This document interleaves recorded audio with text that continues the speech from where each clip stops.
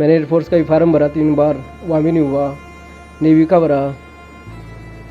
फिर मैंने अपने डॉक्यूमेंट्स की अब ग्रुप डी के फार्म टिकट थे हरियाणा में, तो मैंने ग्रेजुएशन करानी चाहिए, तो मैं सर्टिफिकेट लेके गया, तो वहाँ पे बोले कि तेरी ग्रेजुएशन नहीं होगी, अब ये सर्टिफिकेट खेल नीति से बाहर हो गया। अब इसमें मेरी क्या गलती है? मेरे तो नेशनल मेडल थे 2 बार, 1 बार सिल्वर 1 बार ब्रॉन्ज, अब वो टूर्नामेंट खेल नीति से बाहर कर दिए हैं। कोई फायदा नहीं हुआ। मैं ग्रुप डी की भर्ती भी नहीं देख सकता, क्योंकि वो खेल नीति से बाहर कर दिया टूर्नामेंट। नई खेल नीति बनाई है 2018-19 में। मेडल तो इसलिए लेके आया था कि मेरे को अच्छी जॉब मिलेगी, लेकिन मेरे को तो चपरासी की जॉब नहीं मिल रही है हरियाणा में भी। अब शादी हो गई, बच्चे हो गए, अब उनका पालन पोषण कैसे हो?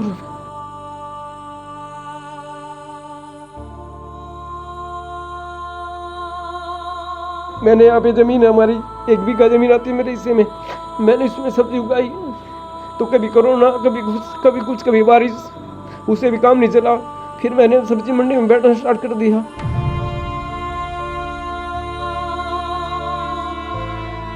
ਨੌਜਵਾਨ ਦੇ ਬੋਲ ਸੁਣ ਕੇ, ਤਸਵੀਰਾਂ ਦੇਖ ਕੇ ਯਕੀਨਨ ਤੁਹਾਨੂੰ ਵੀ ਦੁੱਖ ਜ਼ਰੂਰ ਲੱਗਿਆ ਹੋਵੇਗਾ। ਇੱਕ ਨੌਜਵਾਨ ਜੋ ਕਿ ਸਬਜ਼ੀ ਵੇਚ ਰਿਹਾ ਸੀ, ਸੁਣਿਆ ਸੀ ਉਹਦੇ ਬਾਰੇ ਕਿ ਇਹ ਮੁੰਡਾ ਨੈਸ਼ਨਲ ਖਿਡਾਰੀ ਹੈ, ਤੇ ਜਦੋਂ ਫਿਰ ਸਬਜ਼ੀ ਵੇਚ ਰਹੇ ਮੁੰਡੇ ਨਾਲ ਗੱਲ ਕੀਤੀ ਤਾਂ ਉਸਨੇ ਆਪਣੇ ਸਰਟੀਫਿਕੇਟ, ਮੈਡਲ ਸਭ ਦਿਖਾਤੇ ਤੇ ਆਪਣੀ ਜ਼ਿੰਦਗੀ ਬਾਰੇ ਦੱਸਦਿਆਂ ਫੁੱਟ-ਫੁੱਟ ਕੇ ਰੋਣ ਲੱਗ ਪਿਆ। ਹਰਿਆਣਾ ਸਰਕਾਰ ਖੇਡਾਂ ਨੂੰ ਬੜਾਵਾ ਦੇਣ ਦੇ ਲਈ ਕਈ ਪ੍ਰਕਾਰ ਦੀਆਂ ਘੋਸ਼ਣਾਵਾਂ ਕਰ ਚੁੱਕੀ ਹੈ, ਕਈ ਨੀਤੀਆਂ ਲਾਗੂ ਕਰ ਚੁੱਕੀ ਹੈ।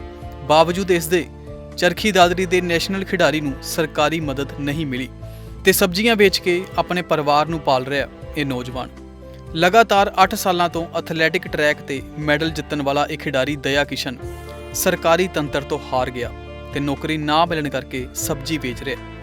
ਤੁਸੀਂ ਵੀ ਆਪ ਹੀ ਸੁਣੋ ਕਿਵੇਂ ਇਹ ਉੱਚ ਦਰਜੇ ਦਾ ਖਿਡਾਰੀ ਹਾਲਾਤਾਂ ਤੋਂ ਹਾਰ ਕੇ ਸਬਜ਼ੀ ਵੇਚ ਰਿਹਾ ਤੇ ਆਪਣੀ ਜ਼ਿੰਦਗੀ ਦੀ ਦਾਸਤਾਨ ਸੁਣਾਉਂਦੇ ਹੋਏ ਰੋਣ ਲੱਗ ਪਿਆ। मेरा नाम दया किशन, प्रेमनगर चरखी दादरी से हूँ मैं। और मैंने 2002 में गेम स्टार्ट किया था, जब मैं 10th में पढ़ता था। उसके बाद मैं पहली बार यहाँ जोनल स्तर के गेम हुए, मैं वहाँ खेलने गया तो मैं फर्स्ट आया। फिर मैं डिस्ट्रिक्ट में गया, वहाँ भी फर्स्ट आया। और फिर मैं स्टेट में गया तो 4th आया वहाँ पे। उसके बाद फिर मैंने गेम स्टार्ट कर दिया। घर वालों ने कहा कि अभी गेम कर ले। फिर मैं साथ साथ में फौज की भर्ती की भी तैयारी करता था। लेकिन फिर +1 में हुआ मैं 2003 में, तो फिर मैंने दोबारा से ऐसे ही जोनल डिस्ट्रिक्ट स्टेट खेली, तो मैं स्टेट में गोल्ड आया मेरा अंडर 17 में। स्कूल स्टेट भिवानी में हुई थी। उसके बाद अंडर 16 खेलने गया मैं यमुनानगर तहसीली में, वहाँ पे मेरे 2 गोल्ड थे 100 मीटर 200 मीटर में, और वहाँ पे बेस्ट एथलीट था मैं। फिर उसके बाद मैं अंडर 18 में मैंने साई हॉस्टल की ट्रायल दी भिवानी में, मेरा सिलेक्शन नहीं हुआ उस साल। फिर मैंने नेक्स्ट ईयर फिर ट्रायल दी तो मेरा सिलेक्शन हो गया साई हॉस्टल में। फिर मैं अंडर 18 खेलने के लिए चला गया। अंडर 18 में स्टेट में मेरे 4 मेडल आए, 100 मीटर में, 200 मीटर में, 100 गुणा 4 रिले में और 400 गुणा 4 में। उसके बाद मैं फिर नॉर्थ जोन खेलने गया। नॉर्थ जोन में मेरा गोल्ड रहा रिले में, और मैं 100 मीटर में ब्रॉन्ज रहा। उसके बाद मैं इंटर जोन में गया, वहाँ से इंटर जोन में हमारा गोल्ड आया नेशनल में, नेशनल हुई। नेशनल में फिर हमारा ब्रॉन्ज आया मेडल, रिले में मेरी एंट्री हुई। फिर मैं अंडर 18 की नेशनल खेलने चला गया, और अंडर 19 की स्कूल नेशनल गेम्स हुए थे उड़ीसा में, वहाँ पे मेरा 4th प्लेस आई थी। वहाँ पे 16 कंट्री आई हुई थी, वो इंटरनेशनल मीट थी CBSE की।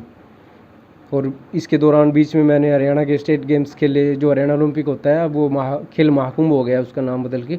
उसमें भी मेरे लगातार हर साल होता है वो कंपटीशन, उसमें 2002 से लेके 2008 तक हर साल कभी गोल्ड, कभी सिल्वर, कभी ब्रॉन्ज मेडल आता गया। उसके बाद फिर मैंने काफ़ी भर्तियों के फार्म भरे, हरियाणा पुलिस के भरे, वहाँ से मेरे को हाइट में निकाल दिया। मैंने आर्मी की ट्रायल दी अलग अलग सेंटरों में। मैं राजदीप सेंटर में गया 3 बार, उसके बाद वहाँ पे क्वालिफाई हो गया। लेकिन मेडिकल में जिस दिन मेडिकल हुआ उस दिन मेरे को निकाल दिया गया, बोले भाई तेरा नहीं होगा। कोई अप्रोच आ गई थी वहाँ पे, दूसरे बच्चे का सिलेक्शन हो गया। फिर मैं रुड़की गया, सिकंदराबाद गया, सभी सेंटरों में लगभग मैंने कोई नहीं छोड़ा। वहाँ पे मैंने एयरफोर्स का भी फार्म भरा 3 बार, वहाँ भी नहीं हुआ। नेवी का भरा। फिर मैंने अपने डॉक्यूमेंट्स की अब ग्रुप डी के फार्म टिकट थे हरियाणा में, तो मैंने ग्रेजुएशन करानी चाहिए। तो मैं सर्टिफिकेट लेके गया, तो वहाँ पे बोले कि तेरी ग्रेजुएशन नहीं होगी, अब ये सर्टिफिकेट खेल नीति से बाहर हो गया है। अब इसमें मेरी क्या गलती है? मेरे तो नेशनल मेडल थे 2 बार, 1 बार सिल्वर, 1 बार ब्रॉन्ज। अब वो टूर्नामेंट खेल नीति से बाहर कर दिए हैं। कोई फायदा नहीं हुआ। मैं ग्रुप डी की भर्ती भी नहीं देख सकता, क्योंकि वो खेल नीति से बाहर कर दिया टूर्नामेंट। नई खेल नीति बनाई है 2018-19 में। मेडल तो इसलिए लेके आया था कि मेरे को अच्छी जॉब मिलेगी, लेकिन मेरे को तो ग्रुप चपड़ासी की जॉब नहीं मिल रही है हरियाणा में भी। अब शादी हो गई, बच्चे हो गए, अब उनका पालन पोषण कैसे होगा? मैंने यहाँ पे ज़मीन है हमारी, 1 बीघा ज़मीन आती है मेरे हिस्से में। मैंने इसमें सब्जी उगाई, तो कभी कोरोना, कभी कुछ, कभी बारिश, उससे भी काम नहीं चला। फिर मैंने सब्जी मंडी में बैठना स्टार्ट कर दिया। आड़तियों से सब्जी लेता हूँ और वहाँ पे फिर मासकोरी का काम करता हूँ। वहाँ पे तंग आ गए, विश्वास उठ गया सरकार से, अपनी किस्मत से, कि मेरे को जॉब ही नहीं मिली। फिर क्या फ़ायदा ऐसे गेम का जो मेरे को रोजी रोटी नहीं दिला सकी।